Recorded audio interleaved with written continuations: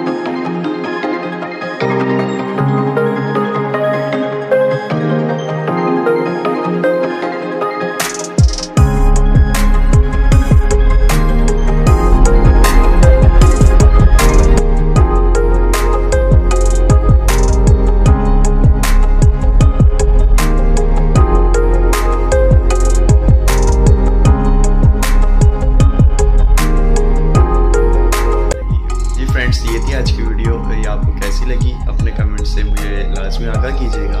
अगर आपको वीडियो अच्छी लगी तो हमारे चैनल को सब्सक्राइब करें और सपोर्ट करें, शेयर करें। अपना बहुत सारा ख्याल रखिएगा। अल्लाह हाफिज़।